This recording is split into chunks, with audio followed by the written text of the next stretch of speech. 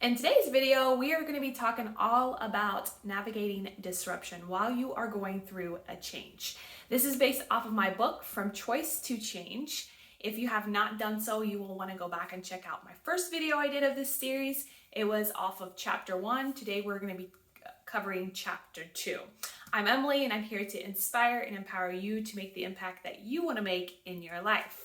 So let's get right into it. What is disruption? What does it feel like? I first want to really talk about that and then give you some steps, also the same steps I have shared within my book, so that you can implement them today if you are experiencing any kind of disruption in your life, regardless of where it's at, whether it's career, family, spiritual, whatever it may be, so that way you can apply this in your life.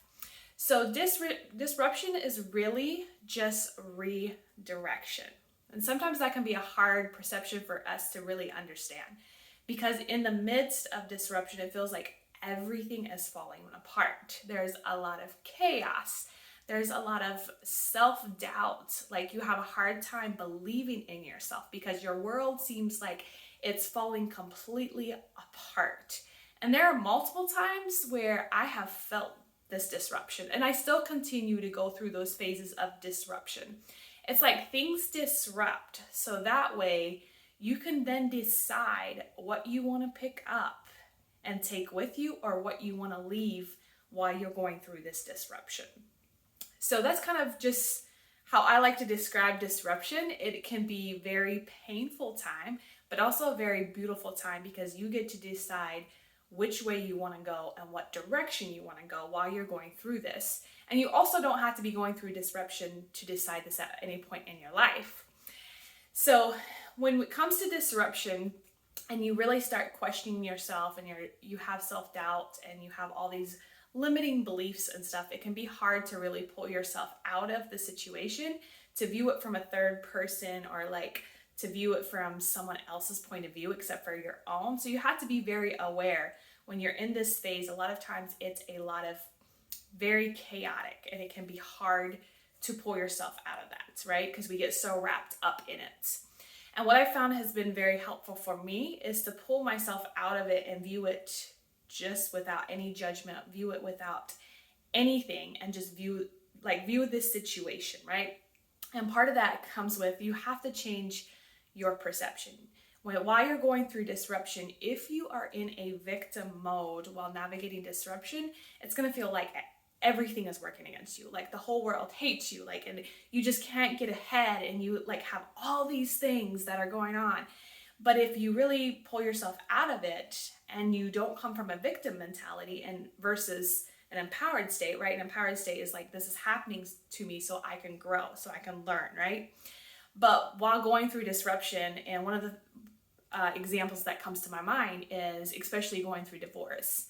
That can be really hard to navigate that disruption, right? You have the custody, you have the separation of things, and it's like in the midst of that, it can be hard to see what is the good that's going to come out of this. What is the good, what is the lesson I'm going to learn out of it? And you may not see it as you're going through it. As you're going through the disruption, it's not going to be easy for you to see why you are going through this. But give it some months or even years later, now I can totally see why I went through that, right? It just takes some time for you to be able to see the bigger picture. So I would say the first point is really ask yourself, where are you coming from? Are you coming from a victim mentality where you feel like everything is just happening and it's awful and it's like you just have this victim mindset? Or can you shift your mindset to be open to say, this is teaching me something and I don't know what it is right now, but I'm okay with it, right? Because you want to learn. You're always growing and evolving, or that's the goal, right? So change your perception. Don't try to be in a victim mode and pull yourself out of it and view it from a different perception. That has been one of the things that has been very helpful for me as I navigate disruption and letting things go the way they should. Now that is still challenging for me to this day, is letting things go the way they should, because a lot of times I find that I want to control everything, right? And part of that is a trauma response, but part of it also is like the human being of like wanting to control it versus just having faith that it's going to work out however it's meant to work out, because it always does. At the end of the day, it always works out how it is meant to work out. And I know that can be hard to wrap our brains around it sometimes, but that's really the truth. It does work out. The next point I have, while you're going through this chaotic time in your life, give yourself some grace.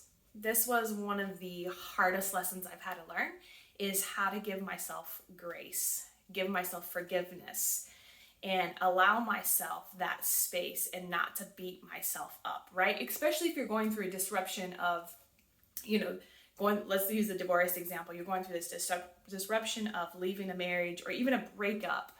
That can be really challenging to give yourself grace because you feel like you've messed up so bad and you failed so much, and everybody around you, it can see that, right? It's something that is evident. It's not just something that you have internally to deal with, but then you have people asking you about it. And it can be really challenging to navigate that. And then if there's children involved, then you have to figure out, how does this single parenting work? And all these different things, and you start beating yourself up because you feel guilty about it. And I hung on to that guilt for a lot of years instead of giving myself grace for it. I had to learn what that looked like for me. What does giving myself grace look like? And there are still times where, as a single mom, I still beat myself up because I still have that mom guilt, right? We're not a family. We have all these limiting beliefs and stuff that run in our head that, we're not a family unless there's, mom and a dad and children and all those things. But those are just stories. And those are stories that I've had to rewrite and navigate myself. So give yourself some grace. Don't beat yourself up through this phase. And the other thing I would say is remind yourself that things constantly change. Even while you're going through a disruptive time in your life, they're constantly going to change. It's an uncomfortable space. In the disruption phase, it's really, really uncomfortable. And because there's so many unknowns that you don't know what is going to happen. And you're just like, what if this happens? You play all these what ifs in your head. And that is where you really have to monitor your thoughts and your self-talk. Because if you play all those what ifs and they're all negative what ifs instead of positive ones, right? You're going to go down those paths, and that's just going to lead to you overthinking more things. And if there's anyone that knows that, I know that, because overthinking, I'd have a doctorate degree in overthinking if there was anything like that. But you just have to understand, you can't play out all those what if scenarios and just stop yourself. Stop yourself when you catch yourself going through that. This is the time for you to tap into that faith, to tap into something that you're going to be okay. And even though it's challenging and it feels like your world is falling apart, this is really the time for you to tap into that. This is your opportunity to grow in that space. And I found that when my life has been disruptive the most, that is when my faith grew the most. My faith to keep going, and also, my self-belief. So give yourself space, give yourself some grace. Remember that it is not going to last forever, even though it is uncomfortable. Anytime we're in an uncomfortable space, it feels like it's going to last forever because we just want to move out of that feeling. Feeling uncomfortable and feeling like it's not normal is something that we're not necessarily programmed to sit in, right? We've always been programmed to, sit where it's comfortable. And so when we have to go into those spaces that are uncomfortable while going through a change, while going through divorce, while changing jobs, and you don't know all these things, and you can't necessarily control them either. A lot of those things are out of your control. But just understanding and knowing that at the end of the day, it's all going to work out. I think if you've watched any of my other videos, I have said multiple times, there is no right or wrong way of how it's going to work out, even though we try to tell ourselves it is. And then the other one is, why you're going through this disruption phase, this is a time to check your limiting beliefs. I did another video over this on how to rewrite your limiting beliefs. So if you don't know how to rewrite your limiting beliefs, or you don't know where to start on that, go check that out. But this is really a time for you to sit and be still in this uncomfortable space.